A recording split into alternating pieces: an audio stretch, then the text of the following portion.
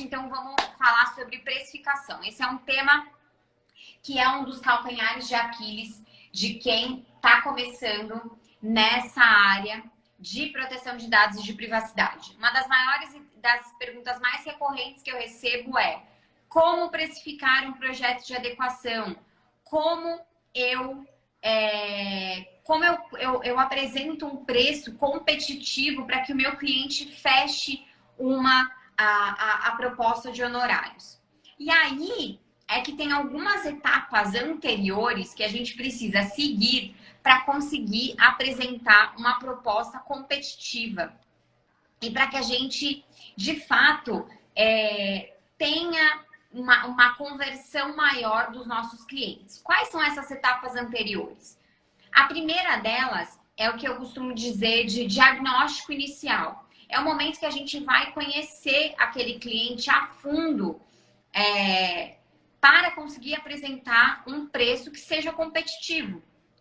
Por quê? Porque se a gente apresenta o que a gente chama de proposta seca, o que é proposta seca? É assim, o cliente te procurou ou você fez uma primeira reunião com o cliente e aí você simplesmente apresenta uma proposta depois da primeira reunião, sem você ter maiores informações sobre o cliente. Você só sabe ali que ele é uma clínica médica, ponto. Você não tem nenhuma outra informação para que você consiga apresentar uma proposta que, faça sentido para a realidade daquele cliente e, 2, que você não trabalhe de graça. Porque pode acontecer isso é muito comum, principalmente em escopos maiores de médias e grandes empresas. Então, qual é esse passo antecedente que é necessário dar antes de apresentar uma proposta? Eu, Natália, não coloco um limite de reuniões prévias para conseguir extrair do meu cliente as informações necessárias para a precificação.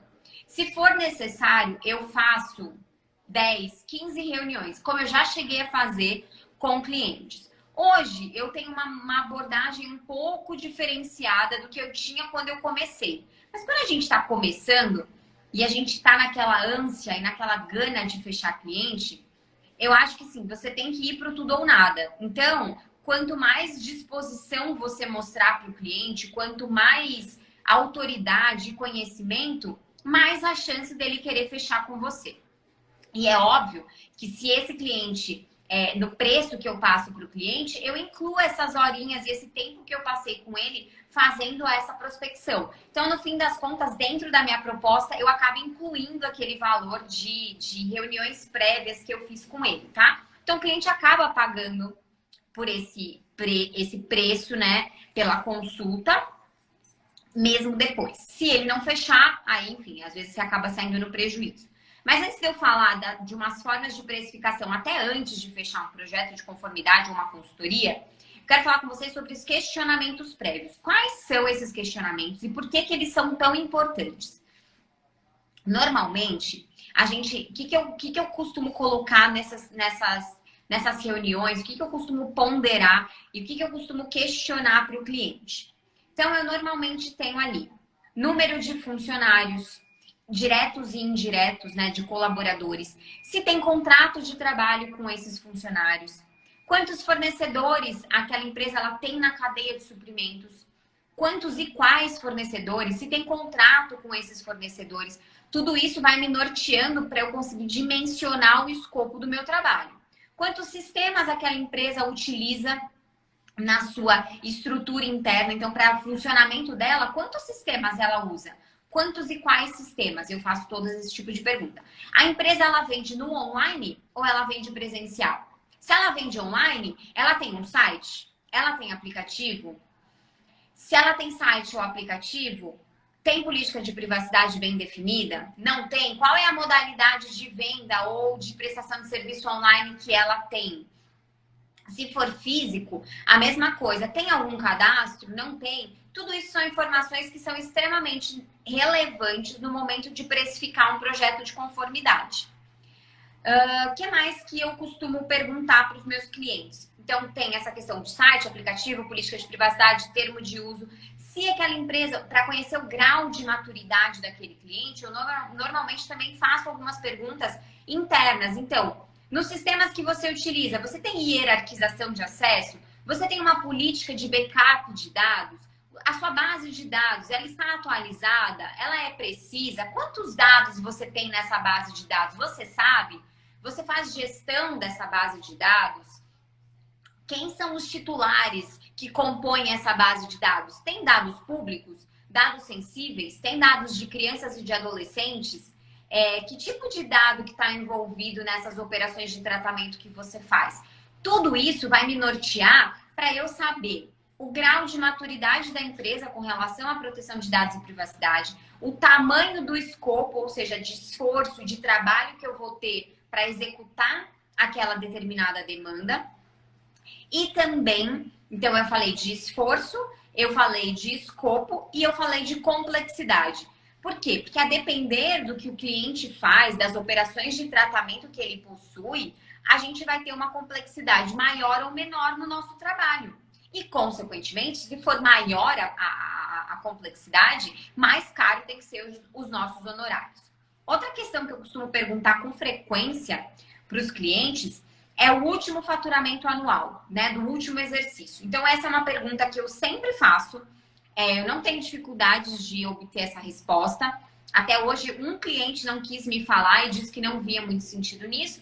Eu acabei conversando com a ponte, né, que estava fazendo a ponte comercial, e ele me abriu esses números, porque ele entendeu a necessidade de perguntar e de questionar esse valor, mas é importante, comercialmente falando, e não foi o discurso que eu usei para o cliente, tá? Mas comercialmente falando, é super importante que você saiba quanto aquela empresa faturou. Por quê? Porque você vai saber quanto que ele pode gastar, qual o potencial dele. Qual é o ticket dele? Por quê? Porque se ele tem um ticket baixo, não adianta você apresentar um projeto robusto e super caro que ele não vai fechar, não vai caber no orçamento dele. Então a gente precisa ter essa inteligência no momento da precificação. Porque senão a gente apresenta um canhão para matar barata. E aí isso não converte. O cliente não fecha. Entendeu? Então eu vejo muita gente correndo atrás do próprio rabo porque não tem a inteligência da precificação, porque não faz o assessment, não faz questionamentos prévios para o cliente para ter esse diagnóstico inicial, para ter um mínimo de base para apresentar uma proposta de honorários. Outra coisa que é preciso para apresentar um preço que seja convidativo é saber o que o cliente quer e pode pagar naquele momento.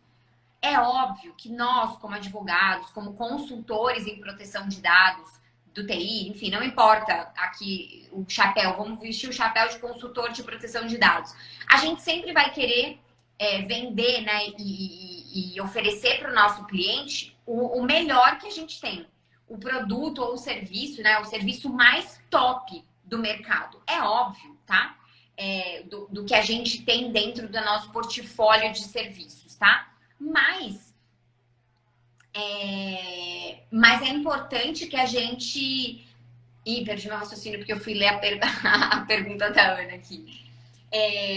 Mas se a gente não tiver, então, clareza dessas informações, a gente não vai conseguir ter assertividade. Às vezes, o cliente, ele quer e ele enxerga valor e ele pode pagar uma parcela do escopo. E tá tudo bem. Esse é o grande lance que muitos profissionais, eu vejo, que se prendem no programa de conformidade. Ou seja, eu tenho que vender um programa de conformidade completo com workshop de aculturamento, data mapping, gap analysis, plano de ação, implementação e monitoramento. Eu tenho que vender tudo para aquele cliente. Eu tenho que vender esse serviço mais top, porque sem isso ele não vai estar em conformidade. E, gente, a gente precisa entender que o mercado está num nível de consciência baixo.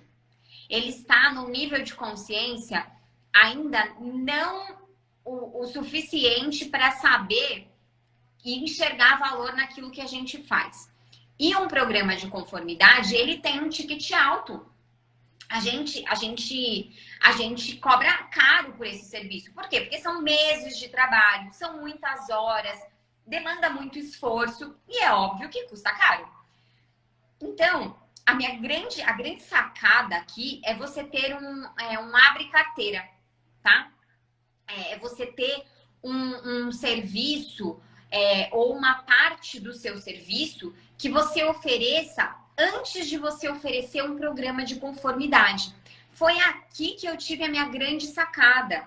Foi aqui que eu comecei a converter mais clientes, eu comecei a ter mais renda no meu escritório, tá? Então, para vocês saberem, hoje eu atuo e eu atendo. No começo, quando eu comecei a pegar muitos pequenos empresários, pequenas empresas, e pequenas empresas, entenda pequenas empresas por baixa complexidade, baixa quantidade de dados e um faturamento pequeno. Era o combo disso tudo. Para mim, pequenas empresas era isso.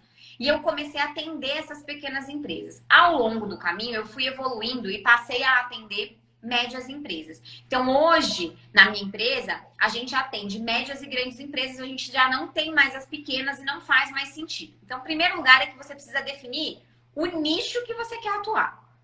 Não dá para ficar tirando para todos os lados. Por quê? Porque quanto mais assertivo você é no seu pitch de vendas, quanto mais você sabe as dores daquele seu cliente, melhor você sabe trabalhar com aquele nicho. Melhor você consegue ir lá fundo, sabe? Dele. Então, assim, minha primeira orientação é saiba para quem você está vendendo, tá? Não dá, meu entendimento, Natália, tá? Gente, existem diversos posicionamentos e todos são válidos. O importante é você ouvir o meu e criar o seu senso crítico. Não sair acreditando em tudo que as pessoas falam, tá bom? Então, assim, escute o que eu estou falando, avalie, tire o seu senso crítico e escute outras pessoas também. Mas, no meu entendimento, uma empresa de pequeno porte, nesse nível que eu falei para vocês, de baixa complexidade de operações, baixa quantidade de dados e baixo faturamento, não faz sentido oferecer um escopo de programa de conformidade tão complexo quanto este que eu acabei de falar para vocês, o escopo de um programa de adequação tão extenso. Então, o que eu, Natália, comecei a oferecer para essas empresas, que eram as empresas de pequeno porte, que fazia sentido? Eu tinha um pacote de algumas medidas básicas para a conformidade. Então, eu tinha o workshop de LGPD, né, de aculturamento, para quem fosse participar do data mapping. Tinha o data mapping focado ali nas áreas de negócio da empresa, entregava relatório de operações, então toda a análise da operação, justificação, legitimação do tratamento de dados com base na LGPD, tudo isso, o ciclo de vida, fluxo dos dados, estava ali detalhado e destrinchado no relatório de operações. E aí, na fase de implementação e de gap analysis, aí sim eu começava a limitar o meu escopo.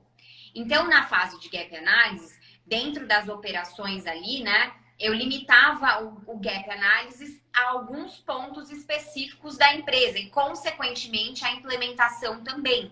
Então, eu apresentava um preço fechado para tudo isso, tá? Então, por exemplo, no gap analysis eu limitava, eu vou olhar até 3 contratos de fornecedores, o contrato de trabalho e, enfim. E aí você pode limitar, porque e você sempre vai ter que olhar o que vai fazer sentido de cliente para cliente, sempre lembrando que não existe uma máxima verdadeira para todo o mercado e para todo tipo de cliente. A gente sempre tem que ter a inteligência, a sabedoria de olhar para aquele cliente e saber o que faz sentido, tá? Mas eu trabalhei algum tempo da minha carreira e no início da minha carreira com esse tipo de programa, tá? De programa de conformidade.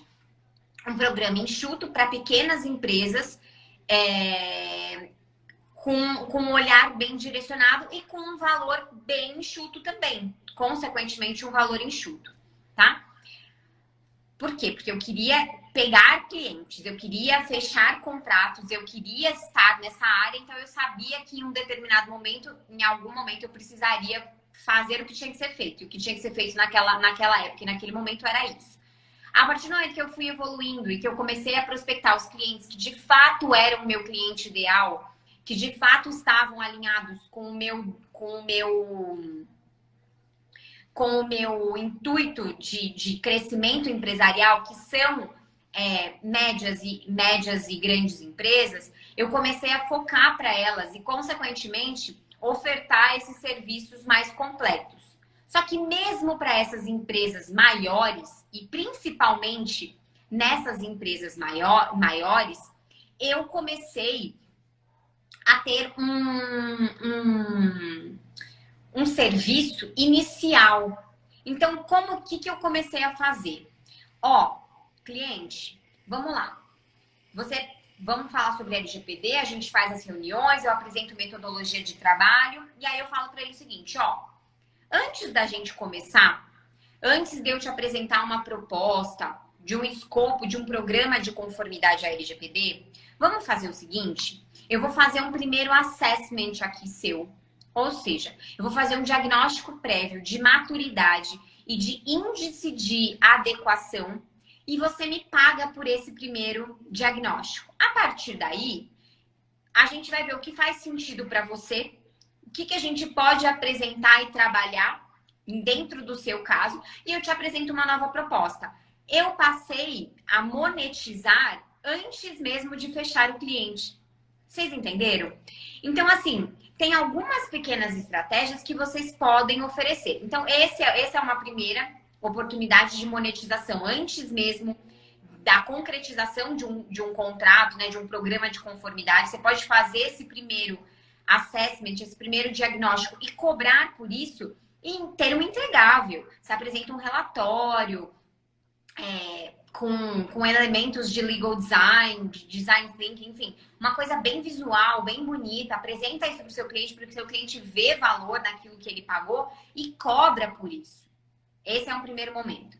Isso você pode fazer. Você também pode ver qual é a necessidade principal do cliente. Tem cliente que chega para mim e diz, Natália, eu recebi aqui um termo aditivo de um parceiro de negócio me empurrando várias responsabilidades e cláusulas que eu estou desesperado, porque eu acho que elas são extremamente abusivas.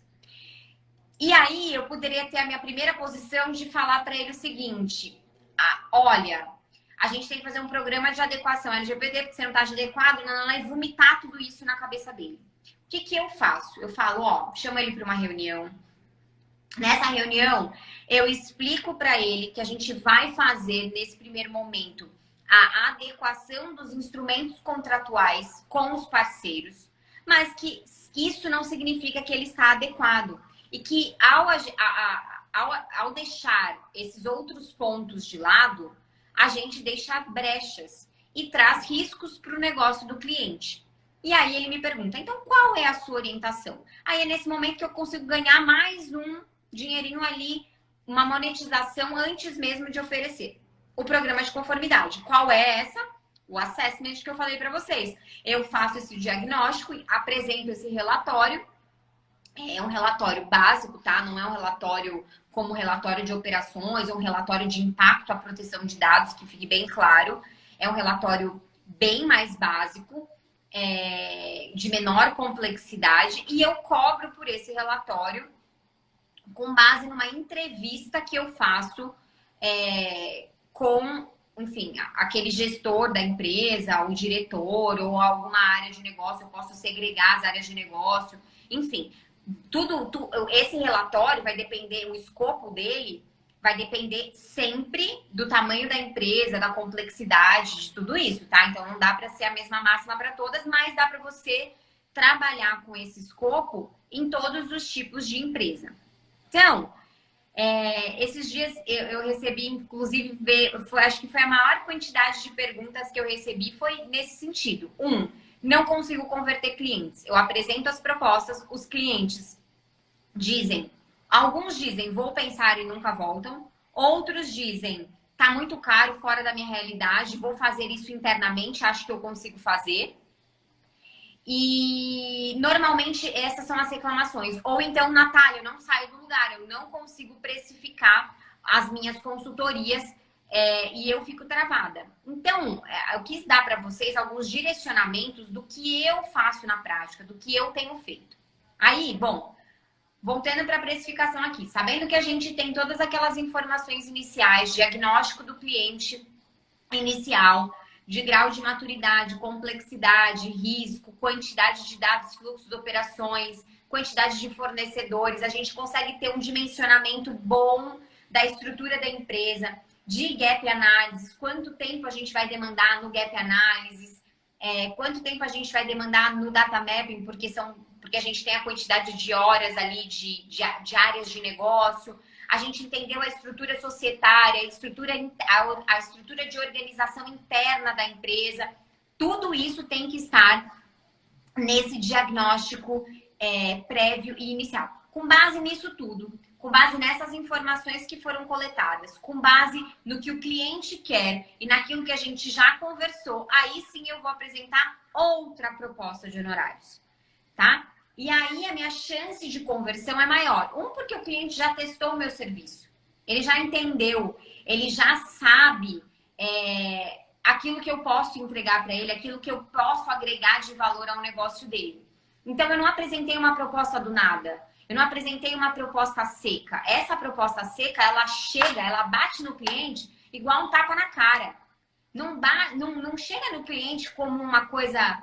Gente, ninguém acorda falando, hoje eu vou gastar aqui 50 mil reais com esse advogado. Nenhum empresário quer ter esse gasto ou não tem esse gasto planejado no seu budget, no seu orçamento. Então, assim, enquanto as empresas ainda não aumentarem o nível de consciência, não começarem a perceber que elas precisam estar adequadas, a gente precisa saber em que mercado a gente vai atuar. Em que nicho e para quais clientes a gente vai direcionar a nossa energia, tá? Eu vejo muita gente, inclusive aluno meu, batendo cabeça com um cliente que não está pronto para a LGPD. Não está pronto. E não adianta você ficar batendo na porta desses clientes, oferecendo programa de conformidade, porque eles não vão fechar. Não vão. E aí você vai se decepcionar, você vai ficar triste, você vai achar que essa área não é para você, você vai achar que todo o investimento que você fez foi à toa, só que você está batendo na porta dos clientes errados. Ou você está tendo uma abordagem equivocada com aquele cliente, tá? Não dá para ir pro tudo ou nada. Nesse momento que a gente está. É óbvio que a gente como profissionais, né? Nós como profissionais, nós temos que ter responsabilidade na nossa atuação. Nós temos que saber aquilo que a gente vai oferecer para o cliente, tá? Mas você tem que pôr limites, né? Então, assim, você tem que limitar o seu escopo, você tem que colocar limites no cliente, mas você pode fazer uma pequena coisa primeiro, faz um pequeno escopo, oferece para o cliente um abre-alas, e aí você vai entrando, e aí o cliente vai te conhecendo, aí ele paga aquele pedaço do projeto, e aí você apresenta uma nova fase, faz os instrumentos contratuais. O importante é não desistir e é não deixar de oferecer seus serviços, né? E aí é que, assim, pensem comigo, se você vai para um cliente, você oferece programa de conformidade para ele logo de cara, e aí ele fala, ai, tá muito caro, não vou fechar. Aí você começa a falar para ele assim, não, então agora a gente pode fazer, ao invés de fazer isso, a gente pode fazer tal coisa. A gente pode fazer tal coisa.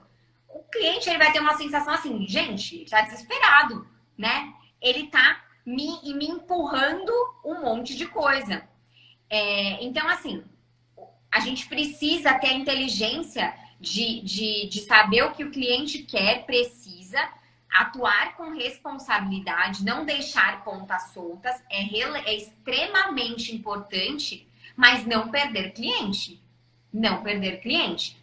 Então, a Ana colocou assim, mas só um pedaço não conclui. É claro que não conclui, mas em momento algum você vai deixar isso claro para o cliente. Em momento algum você vai garantir para o cliente que ele está em conformidade com aquele pedacinho que ele fez. Mas é melhor para o cliente e para você que ele faça um pedaço do que não faça nada. É melhor que ele comece do que ele não faça nada.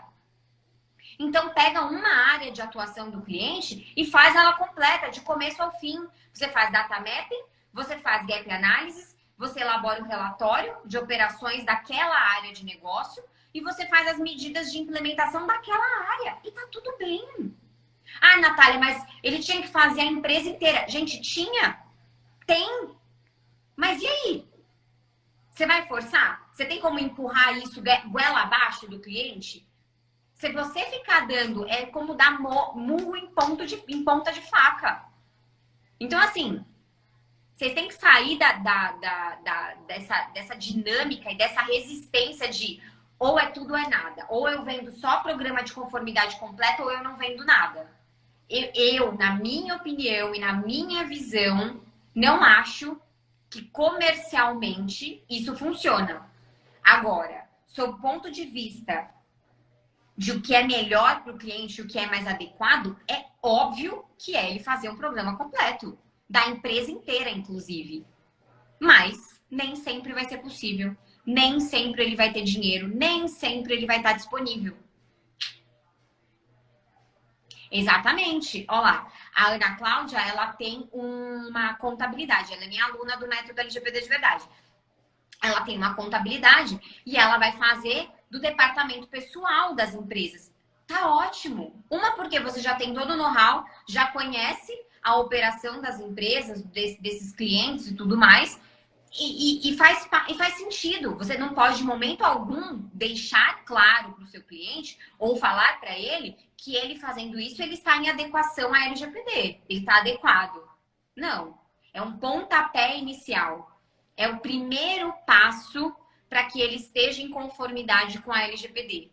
Essa é a importância, é isso que a gente tem que passar para os nossos clientes quando a gente está ali na prática. Bom, vamos lá. A Ana perguntou aqui, ó. Ana, no seu caso de que você tem uma contabilidade, eu acho que você pode agregar esse serviço como uma mensalidade dentro do que eles já pagam para você. Então, no meu entendimento, o que eu faria se eu estivesse no seu lugar? Eu estruturaria um pacote de serviços de adequação à LGPD dentro do que você já oferece, na mesma mensalidade que ele te paga. E ao longo do ano, você executa algumas medidas para que o departamento de recursos humanos dele esteja em conformidade com a LGPD. É isso que eu acho que você deveria fazer. É um montinho montão. Ou seja, você age com estratégia, você não chumba o pé no peito do cliente, não apresenta um valor pesado para ele, põe uma mensalidade, um plus na mensalidade e oferece isso para ele dizendo, ó, agora eu tenho especialização em LGPD, eu consigo te auxiliar. Você fala quais são os passos que esse cliente tem que tomar e você fala para ele, ó, você vai me pagar uma mensalidade de X por mês por 12 meses. Renovável por mais 12 para a gente continuar fazendo monitoramento. É isso que eu faria se eu estivesse no seu lugar. Vamos ver o que mais. Como definir responsabilidades? Até que ponto eu amarro no contrato? Ana, não, eu acho que eu perdi o timing da sua pergunta e agora eu não sei se essa responsabilidade é do programa de conformidade ou das demandas ou de algum ponto específico. Se você puder me explicar aqui na pergunta aqui para baixo, tá? Bom, ela me perguntou se eu também trabalho como DPO. Eu não ofereço serviço de DPO. Inclusive, hoje a gente estava discutindo sobre as atribuições de um DPO. Se o DPO ele tem que ser interno, se ele tem que ser externo.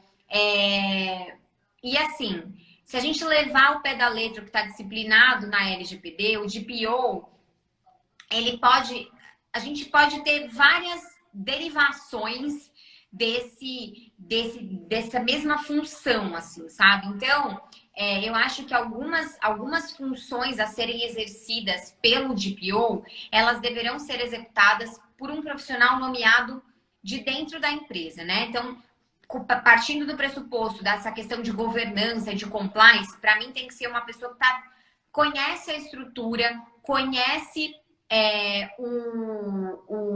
todo o ecossistema da empresa e que faz muito sentido essa pessoa ser treinada para ser um DPO, ter as qualificações para tal e assumir esse cargo.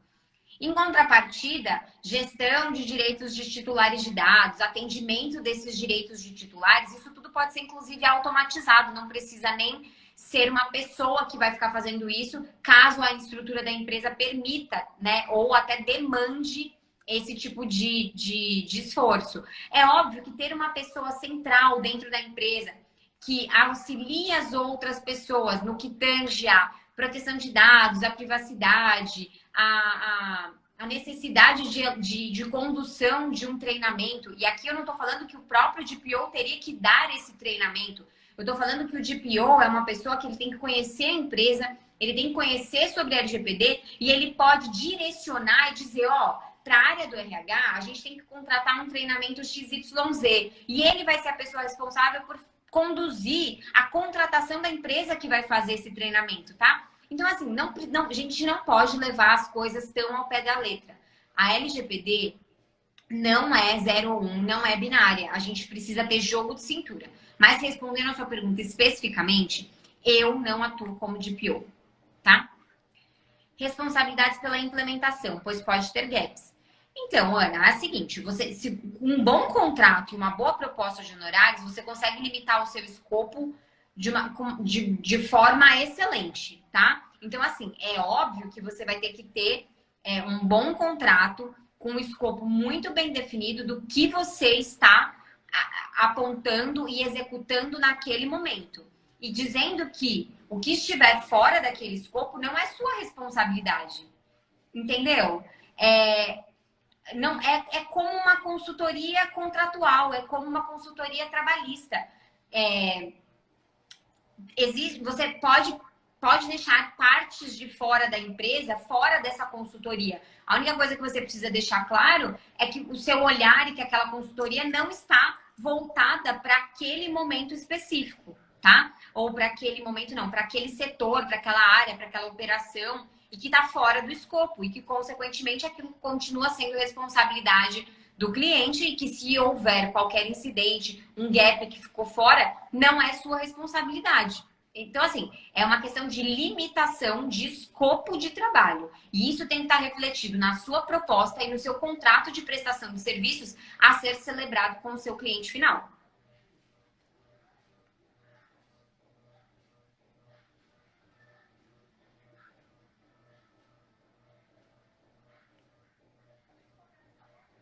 Então essas questões de remuneração, job description e tudo mais, de DPO interno, são discussões que ainda vão reverberar muito. Tem muitas empresas que estão delegando seus colaboradores para dupla função. Então, uma pessoa que é do TI, ela acaba assumindo o cargo de DPO também. E isso pode ser, pode ter vários desdobramentos trabalhistas. Tem a questão da autonomia desse profissional. É por isso que, na hora de você, como consultor em proteção de dados, se você for dar orientação para o seu cliente com relação à contratação, ao job description de um DPO, você tem que ter muito cuidado na hora de fazer isso, justamente para você conseguir entender qual é a necessidade daquela empresa, o que ela está disposta a gastar e quem ela está disposta a contratar. E se ela quiser eleger uma pessoa, para essa pessoa acumular funções, isso tudo tem que estar muito bem descrito nesse documento que é o Job Description. O que é o Job Description? É a descrição do cargo, das funções que aquela pessoa vai executar. Mas a gente ainda vai enfrentar alguns problemas com relação a essa questão do DPO, porque o DPO ele tem que ter autonomia. E como que um colaborador que responde para um gestor, que responde para um diretor e que responde para o CEO, como que ele tem autonomia dentro da empresa? Então, é óbvio que a gente, assim, hoje a gente até teve uma sala lá no aplicativo vizinho falando sobre isso justamente, sobre essa questão, e amanhã a gente tem outra, inclusive às 11 horas da manhã, também lá no app vizinho, para falar sobre as funções do encarregado de dados, do DPO. Justamente porque surgiram muitas dúvidas e a gente entrou nesse debate hoje de manhã justamente para conseguir ver se a gente chegava no consenso se era melhor DPO interno, DPO externo, se era melhor mesclar, se o cargo se confundia com Compliance Officer. Enfim, a gente ainda vai ter muito pano para manga, mas a princípio, eu sempre acho que a gente tem que olhar para o caso concreto, para a realidade daquele cliente e ver o que vai fazer sentido para ele. Não existe uma máxima e não existe uma regra como para tudo nessa área. Não existe template pronto, não existe escopo pré-definido para todo mundo. A gente sempre vai ter que olhar o caso a caso, a gente sempre vai ter que olhar a realidade daquele cliente para conseguir definir o que é melhor para ele. Vamos ver, tem uma pergunta aqui na caixinha. Cliente grande pediu revisão. Ops, deixa eu ver. Cliente grande pediu revisão dos termos de uso, mas a política de privacidade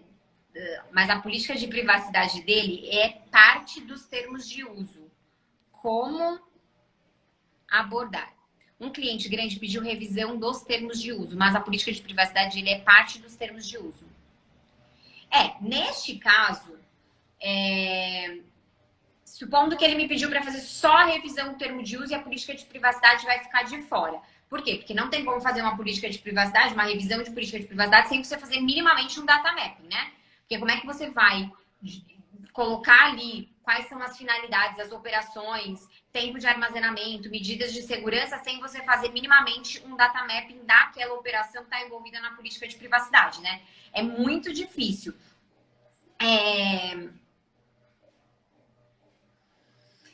O que eu faria?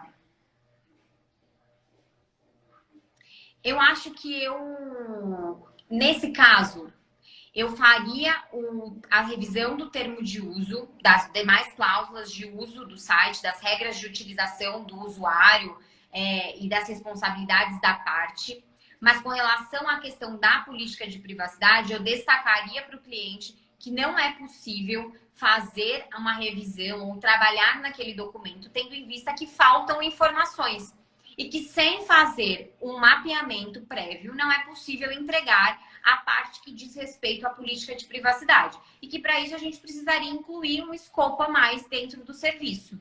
E aí eu deixaria na mão do cliente. Então eu faria só a revisão do termo de uso mesmo, mas eu destacaria que a parte de privacidade, eu até posso estruturar e mexer em algumas questões de redação, para dar uma maior fluidez no documento, o documento ficar mais com uma cara nova, mas que não tem como colocar cláusulas adequadas à LGPD relacionadas à privacidade sem fazer um mapeamento e sem fazer um diagnóstico, porque senão a gente seria temerário e irresponsável nessa atuação e que o cliente, no fim das contas, não estaria em conformidade.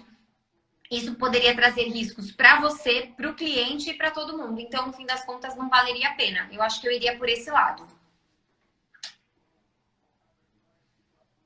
Vamos ver aqui.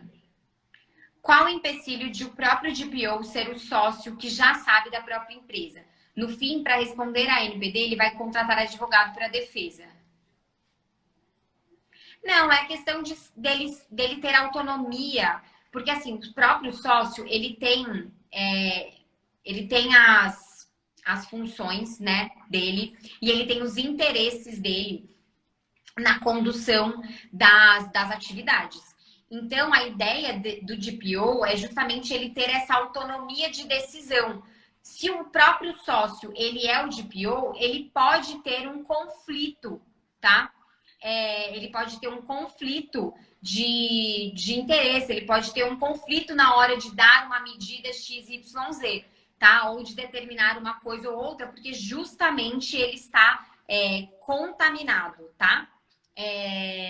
Então, é basicamente isso o que poderia acontecer.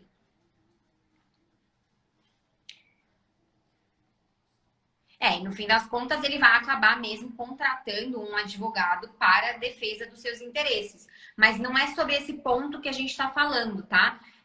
Não é que o DPO ele vai defender a empresa nas demandas. Nem é isso. Por mais que ele seja a pessoa responsável por fazer a intermediação das empresas, ele não é o responsável, teoricamente, nem precisa ser, tá? Para poder fazer a defesa dos interesses. O próprio DPO, inclusive, pode indicar para a alta direção da empresa de que aquela alta direção precisa contratar um advogado especializado em litígio, se for arbitragem, enfim, para a condução dessa defesa. Então, eu acho que não consigo enxergar o mesmo escopo. Ou, se for um DPO as a service e tiver no job description, né? Tiver no escopo, aqui não é job description, mas tiver no escopo do contrato do DPO terceirizado, aí sim, então você vai ficar responsável, além de fazer a intermediação, você vai fazer defesa, você vai atuar na defesa da empresa judicial, administrativamente, enfim. Aí tudo o combinado não sai caro. A gente precisa sempre deixar muito claro qual é o escopo dos nossos serviços. E nesse caso do DPO interno, a mesma coisa. Qual é o escopo do trabalho dele, dos serviços dele, o que engloba ele estar dentro daquele cargo.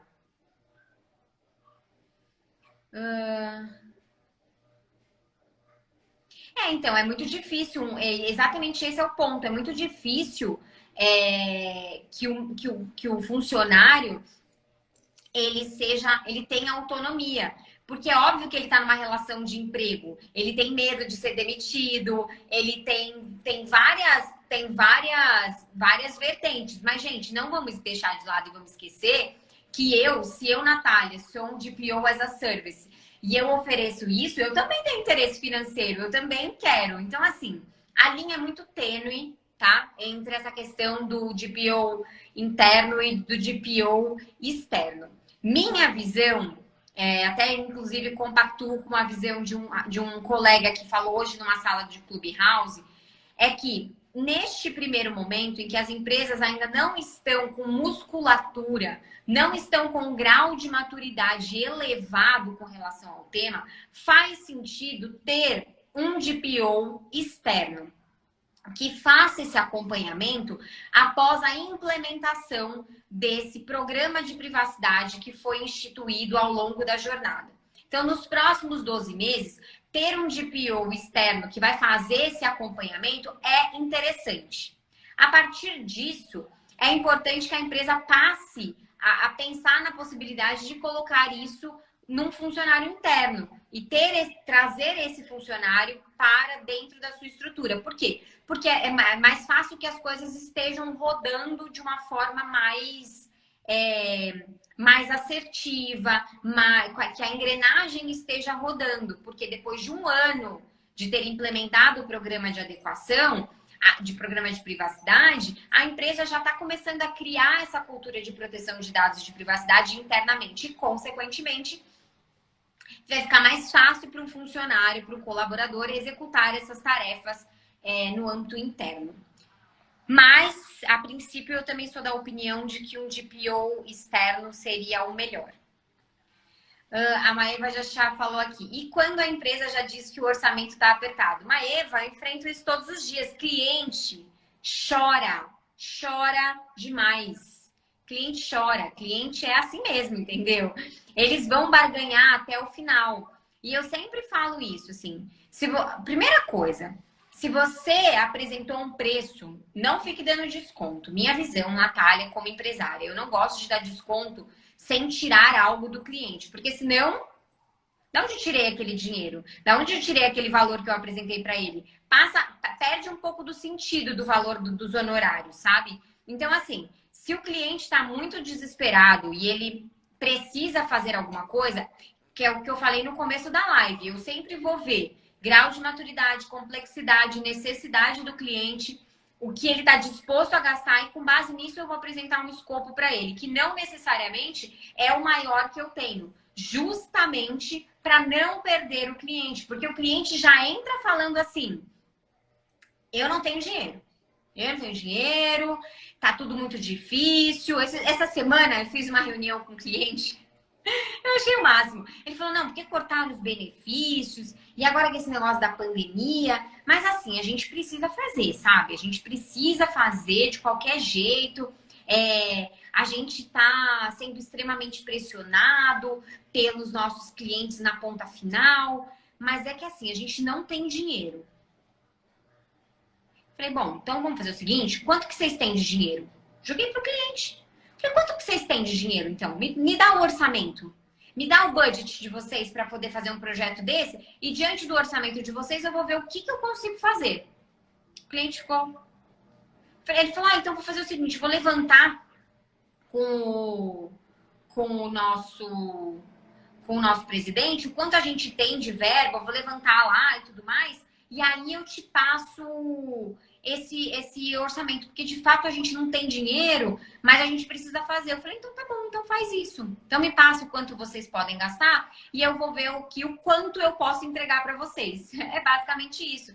Então, tem algumas abordagens e isso vai variar sempre de cliente para cliente. Se o cliente não fala nada com relação ao valor e se você também não tem uma relação de transparência com ele, de transparência não, de intimidade mesmo, aí eu acho que tudo são approaches que você tem que ter na parte comercial. Vocês riem, mas é verdade. Pois é, cliente, olha, gente, cliente chorão é o que eu falo. A gente tem que focar em cliente que quer pagar, cliente que tá afim, nicho de mercado que tá precisando de projeto de adequação, entendeu? Então, tem alguns nichos de mercado que estão prontos para comprar, prontos. Eles não estão encontrando profissionais. Só que vocês não estão sabendo focar nesses nichos. Vocês estão procurando quem? Quem não quer pagar, quem não tá pronto.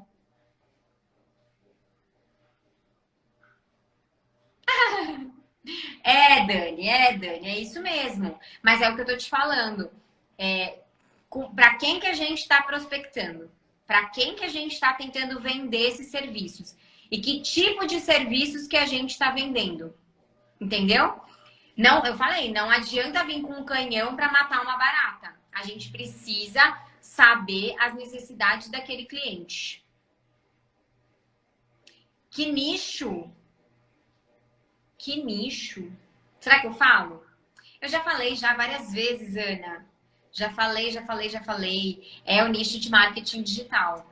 Eles estão prontos para contratar, eles estão aptos a contratar, mas os profissionais não estão procurando por essas empresas.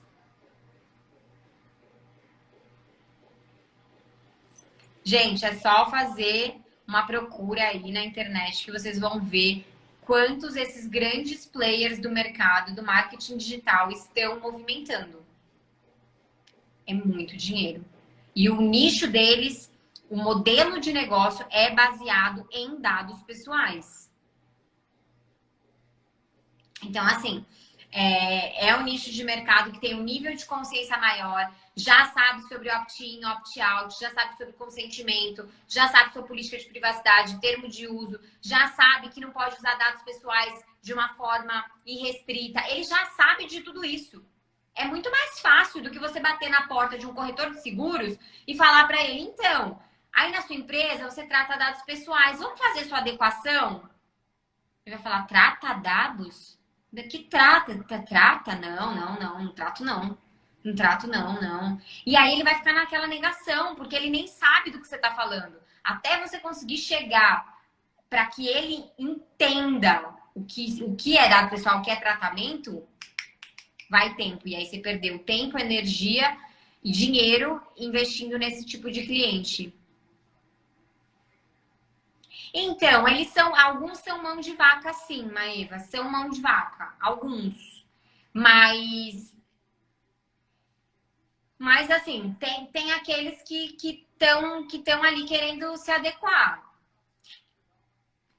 Então, tem sim. A gente só precisa encontrar esses players. Mas também eu acho que é uma questão de estratégia. Tem que ver o quanto você está precificando, o quanto você está apresentando, que escopo você está apresentando para essa galera. Isso tudo também, no fim das contas, pode fazer uma diferença. A apresentação da empresa, autoridade, tudo isso conta para que eles também queiram fechar o programa de conformidade ou não. E é o que eu falei, às vezes nem temos que oferecer um programa de conformidade logo de cara, mas um escopo reduzido talvez resolva o problema e o trabalho.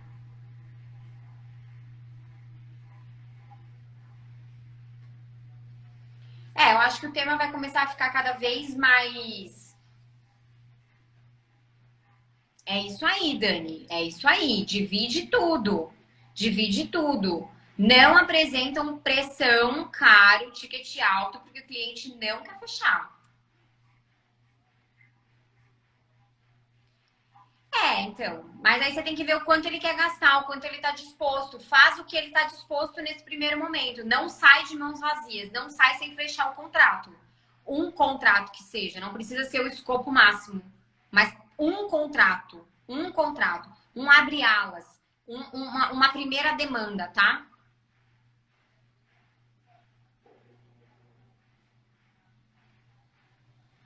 É isso mesmo. Essa área de proteção de dados, essa área de marketing digital é baseada em dados, né? A gente só consegue prospectar os clientes, distribuir anúncio, e a gente está falando aqui de inbound marketing, né?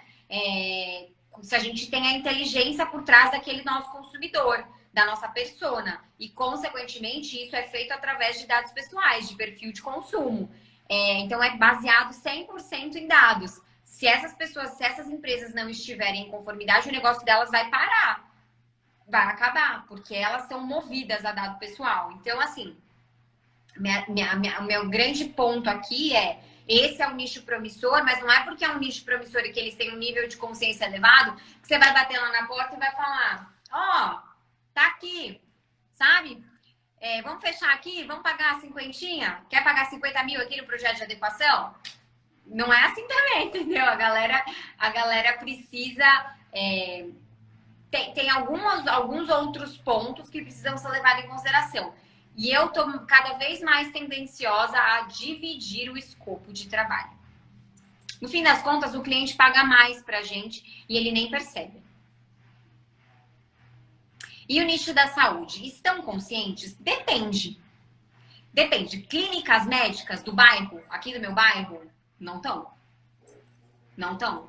Agora, laboratórios de análise clínica, sim. Clínicas maiores, clínicas que são mais robustas, que estão localizadas em ambientes de mais... que tem pacientes de classe alta ou que estão realmente localizados, enfim, dentro de um pool ali de médicos e que tem essa... Talvez. Então, assim, cada nicho também vai ter que ter uma especificidade, entendeu? Por isso que é importante também olhar dentro do nicho, segmento do nicho. Porque é isso, se você ficar tentando bater em clínica médica para fazer adequação, o cara não vai estar pronto para isso. Dificilmente. Para um programa de conformidade, não vai. Agora, talvez se você chegar num approach de uma clínica médica e falar para ele, ó, existe a Lei Geral de Proteção de Dados, já está vigente, os direitos dos titulares já estão valendo. O que você acha que a gente pode... Você provavelmente usa um sistema de prontuário médico, você pode ir por essa abordagem. O que você acha da gente fazer uma primeira adequação aqui para olhar esse seu sistema, perfil de acesso, para conseguir dividir, criar uma política aqui de quem acessa o quê? Revisar os contratos de trabalho com as recepcionistas, com as enfermeiras, para incluir essa questão da responsabilidade do tratamento de dados. A gente sabe que pode vazar dados dessas pessoas e você vai ser responsável no fim das contas. É o seu nome, é a sua clínica. Se você não tiver essas cláusulas dentro desses contratos de responsabilidade, você vai acabar pagando por isso. Vamos fazer? Posso te apresentar um primeiro... E aí, gente, é abordagem, ó. São abordagens e abordagens, entendeu?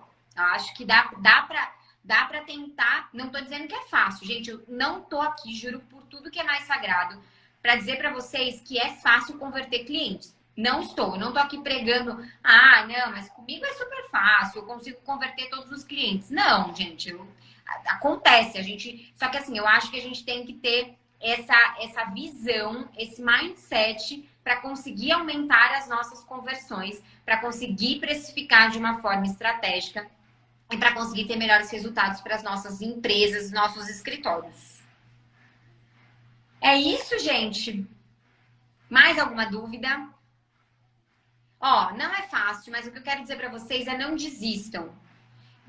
Terão dias mais difíceis, terão dias que serão mais complicados e o importante é seguir em frente. Se você realmente se encantou por essa área, gostou desse mercado e quer trabalhar com isso, resiliência.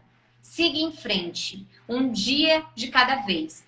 Hoje, amanhã e depois. Faz um pouquinho hoje, planta hoje, rega amanhã e continua fazendo isso depois. E assim vai fazendo. Não dá para achar que do dia para a noite as coisas vão dar um boom e a gente vai conseguir sair fechando 1 milhão de contratos e assim sucessivamente, tá? Então vamos aos poucos, fazendo um pouquinho por dia, aprendendo a vender. Ó, o Orlando acabou de falar isso. Para mim, essa é a chave do negócio. A gente tem que aprender a ser vendedor. Vendedor. Técnica de venda, pitch de vendas, visão de negócio. Tudo isso muda o nosso jogo na hora da gente converter clientes. E ninguém fala sobre isso. Por quê? Porque a teoria da LGPD é maravilhosa. Você pega ali o livro da LGPD, lê e fala, beleza, agora eu vou lá vender meu programinha de adequação aqui para essa clínica médica. E aí? E aí você bate e dá com a cara na porta. Por quê? Porque você não aprendeu a ter essas técnicas, aprendeu a ter esse pitch de vendas, essa visão comercial da coisa.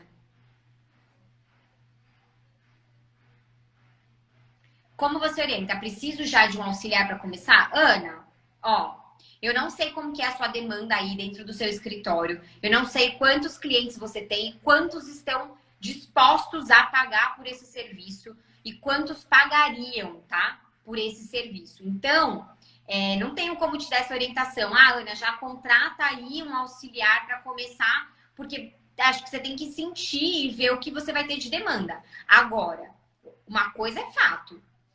Se antes de você estruturar o seu pacote de serviços, do que você vai fazer para cada cliente nesses 12 meses, não ofereça esse serviço. Eu acho que você só pode oferecer esses serviços para os seus clientes se você já tiver muito bem definido qual é o escopo dos serviços que você vai oferecer e vai executar nesse 1 ano, tá? Então, é isso. E aí, como a Dani colocou, aquilo que você não for abraçar de demanda, a parte contratual eu não vou fazer. Então, você faça parceria com algum advogado que vai fazer a parte de revisão de contratos e você passa parte dessa mensalidade que você vai cobrar dos seus clientes para esse advogado que vai fazer a parceria. Para mim, qualquer profissional que vai trabalhar nessa área, ela tem que ser mão na massa, ela tem que ser aquela pessoa que ela não tem preguiça de trabalhar, ela tem que ser muito, muito comunicativa, ela tem que falar muito bem, se comunicar muito bem, porque ela vai ficar falando o tempo inteiro com pessoas. Ela tem que ser extremamente organizada, porque são muitas informações. Então, ela tem que ser organizada nessa questão de processos. E ela tem que... Então, ó, a gente falou das habilidades aqui. Mão na massa, né? Hands-on, pronta para qualquer parada. Ela tem que ser organizada. É importante que ela tenha uma visão multidisciplinar. Então, não dá para pegar alguém muito limitado, com uma visão muito limitada, porque essa pessoa vai demorar muito tempo para aprender, para pegar o negócio. E comunicativa, né? Então, foi o que eu falei, porque ela vai falar muito com pessoas, muito com os clientes, então ela precisa ter esse perfil também de comunicação. Acho que essas seriam as habilidades principais que eu olharia no momento da contratação de um auxiliar, de um estagiário ou de alguém para trabalhar na minha equipe. Tá bom?